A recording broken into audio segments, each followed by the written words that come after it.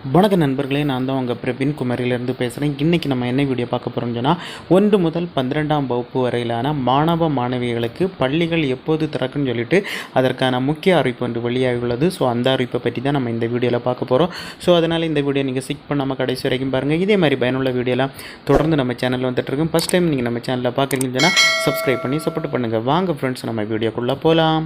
இந்த தமிழ்நாட்டில் உள்ள அனைத்து பள்ளி மாணவ மாணவிகளுக்கும் இப்பொழுது கோடை விடுமுறை விடப்பட்டுள்ளது.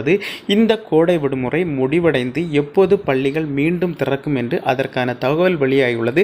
அந்த தகவலை தான் நம்முடைய பள்ளி கல்வித்துறை இயக்குனரும் வாயிலாக பத்திரிகை செய்தியாட்டு அவங்க வெளியிட்டிருக்காங்க. இதன்படி பார்த்தீங்கன்னு சொன்னால் 2024-2025 கல்வியாண்டில் 1 முதல் 12ஆம் வகுப்புகளுக்கு வருகிற ஜூன் 6ஆம் தேதி அன்று பள்ளிகள் திறக்கப்படும் என பள்ளி கல்வித்துறை அறிவித்திருக்காங்க. ஸோ இப்போ பார்த்தீங்கன்னா கோடை விடுமுறை நடைபெற்று வருகிறது. ஸோ அதனால் பார்த்தீங்கன்னா பள்ளி மாணவ மாணவிகள் கோடை விடுமுறையில் இப்போ இருக்காங்க.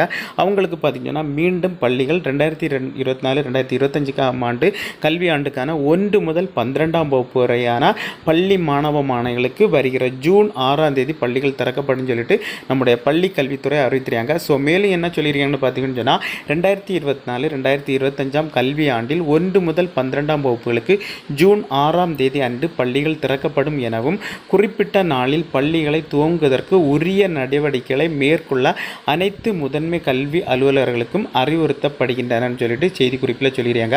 ஸோ ஏன்னு சொல்லி பார்த்தீங்கன்னா ஜூன் 6ஆம் தேதி 1 முதல் 12ஆம் வகுப்புகளுக்கு பள்ளிகள் திறக்கப்படும் சொல்லி. ஸோ அதனால் பார்த்தீங்கன்னா எல்லா ஸ்கூலும் பார்த்தீங்கன்னா பள்ளிகளை துவங்குவதற்கு உரிய நடவடிக்கைகளை நீங்கள் மேற்கொள்ளணும்னு சொல்லிட்டு ஒவ்வொரு பள்ளிகளுக்கும் நம்முடைய கல்வித்துறை அமைச்சகம் வெளியிட்டுள்ள செய்தியில் குறிப்பிட்டிருக்காங்க.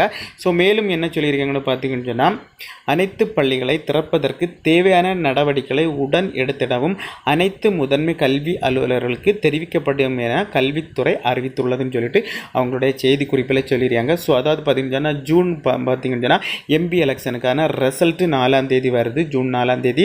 ஸோ அது முடிந்து 2 நாட்கள் கழித்து, அதாவது பார்த்தீங்கன்னா 4ஆம் தேதி ரிசல்ட் வருதுன்னா 5ஆம் தேதி கழித்து 6ஆம் தேதி பார்த்தீங்கன்னா பள்ளிகள் திறக்கப்படுவதாட்டு செய்தி குறிப்பில் சொல்லியிருக்காங்க ஃப்ரெண்ட்ஸ். அதனால் பார்த்தீங்கன்னா யாரெல்லாம் இந்த கோடை விடுமுறை முடிந்து பள்ளிகளுக்கு செல்கிற மாணவ மாணவிகள் உடனடியாட்டு தயாராக இருங்க ஃப்ரெண்ட்ஸ்.